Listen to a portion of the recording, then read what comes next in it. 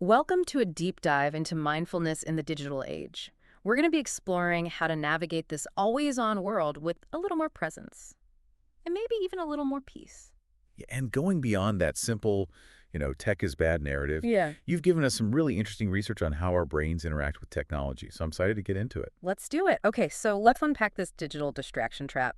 The first thing that really struck me was how these devices, especially social media apps, they almost seem intentionally designed to keep us hooked. It's that dopamine loop, right? Remember that really interesting deep dive we did on habit formation? Turns out it's like social media was built to exploit that very thing. Totally. But remind me, how does that actually work? So imagine this, right? Every notification, you get, it's like a little burst of confetti in your brain. That confetti, it's dopamine, the feel-good chemical. Yeah. Your brain craves it. So we end up in this endless loop of checking, scrolling, refreshing, all for that next hit. Okay, so it's not just me being powerless to the siren song of Instagram, it's actual brain chemistry at play here. Precisely. And here's the real kicker. That constant chase for quick-hit dopamine actually makes it harder to focus on things that offer more lasting satisfaction. Meaning like actually finishing that project or having a genuine screen-free conversation. Exactly. Our brains get so used to that instant gratification that our attention span takes a nosedive. And that's before we even get to the myth of multitasking. Oh, don't even get me started. You think juggling devices would make us productivity ninjas. But this research painted a very, very different picture. Picture this. Every time you switch from, say, writing an email to checking a notification to scrolling through your favorite app, your brain basically leaves behind invisible sticky notes from the last task. Sticky notes. Okay, I like that visual. So I'm cluttered with mental post-it notes. Exactly. It's called attention residue. And those metaphorical sticky notes make it harder to focus on the new task at hand. You end up feeling scattered, less productive. And ironically, more stressed because you're constantly playing catch-up with your own brain. It's like the opposite of mindful, that's for sure. And speaking of stress, the always-on culture definitely doesn't help. There was that one study right about, I don't know if I'm remembering this correctly, but I think it was about cortisol levels. Oh, yeah. You're thinking about the one where cortisol levels spike whenever we get a notification, right? Yes, that's the one. No wonder we're all on edge all the time. It's like this constant low-grade fight or flight response fueled by the fear of missing out, that dreaded FOMO. And FOMO is real, let me tell you. Even when I know logically I don't need to be glued to my phone, there's this pull to check it just in case. And technology knows how to capitalize on that, right? It's that constant stream of personalized content notifications designed to pique your curiosity. All these things pulling us back in. So we're fighting our own brains and algorithms crafted to keep us scrolling. No wonder finding mindfulness in this digital age feels like an Olympic sport. Well, luckily, we don't have to go for the gold medal in digital detox to make a difference. Wait, really? Please tell me we don't all have to go live off the grid and trade our smartphones for carrier pigeons. Not unless you want to. Even small intentional breaks can work wonders. There's this fascinating concept called attention restoration theory. Okay, I'm intrigued. Lay it on me. It essentially says our brains aren't meant for this constant 24/7 stimulation. They need time to unplug, to wander and recharge. And the best way to do that, nature. Get outside, touch some grass, that kind of thing. Exactly. Studies have shown that even short bursts in nature can significantly restore our attention capacity and dial down those stress levels. One study actually found that, spending just 20 minutes walking in a park. And this led to significant improvements in concentration, outperforming even a control group who walked in a busy urban area. Wow. It's like giving your brain a mini vacation from all the digital noise. Sign me up for that. Now, what about all that time we spend scrolling through our feeds? The research had some clever strategies for approaching social media with more mindfulness, right? Absolutely. It's about mindful scrolling, not mindlessly scrolling.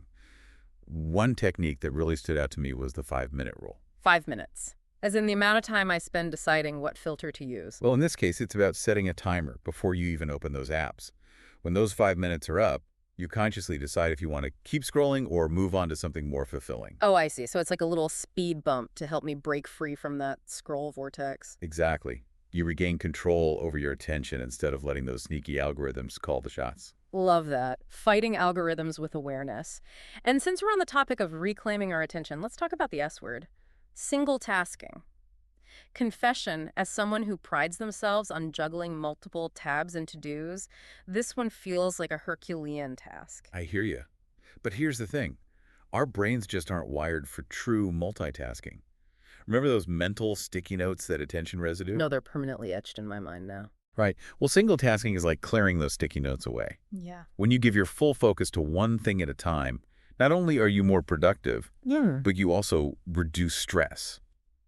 And you might even tap into that elusive flow state. Flow state, that magical place where you get so absorbed in something you lose track of time in the best way possible. Exactly. It's that feeling of effortless focus, and it's a lot easier to achieve when you're not constantly switching between tasks. Okay, I'm convinced. Single tasking, it is.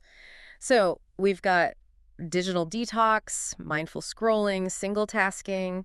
Feels like we're building a toolkit for a more mindful digital life. And we're just getting started. Remember those mindfulness exercises we were talking about? Oh, right. The ones that don't require becoming a meditation guru or chanting on a mountaintop. Exactly. You can bring mindfulness into your day right now, starting with something incredibly simple, your breath. Yeah, wait, I don't have to add learn to breathe to my to-do list, do I? Mm-hmm. Because I'm pretty sure that one's already overflowing. No to-do list needed. But consciously focusing on your breath, especially when you're feeling stressed, can be incredibly grounding. The research mentioned techniques like the 4-7-8 breath and box breathing. Okay, those ring a bell, but maybe a little refresher wouldn't hurt. Of course. With 4-7-8 breathing, you inhale deeply through your nose for a count of 4. Hold for 7 and exhale slowly through your mouth for 8. Box breathing is similar. Inhale for 4, hold for 4, exhale for 4, hold for 4, like you're drawing a square with your breath. Simple but effective. I like it.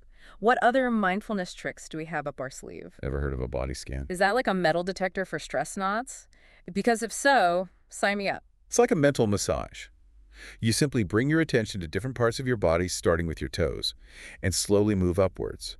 Notice any sensations without judgment and feel the tension melt away. It's like a mini vacation for both my mind and body. And if you're feeling really overwhelmed, try grounding techniques. A simple one is the 5-4-3-2-1 method. Name 5 things you see. 4, you can touch. 3, you hear. 2, you smell, and 1, you taste. Bringing your awareness back to the present moment, to your senses, I love it. Yeah. So it seems like mindful digital living isn't about ditching our devices altogether, but about creating a more intentional, balanced relationship with them. Exactly. It's about understanding how technology affects our brains and using that knowledge to make choices that support our well-being. We set boundaries. We prioritize offline experiences, and we use mindfulness to stay grounded even amidst the digital whirlwind. Perfectly said. Well, it's time for us to log off for today, but before we go, here's a final thought for you to ponder. What's one small change you can make today to bring more mindfulness into your digital life? Maybe it's trying the 5-minute rule, taking a walk in nature, or simply being more present during conversations. Experiment and see what works for you. Until next time, stay curious, stay present. And as always, happy diving.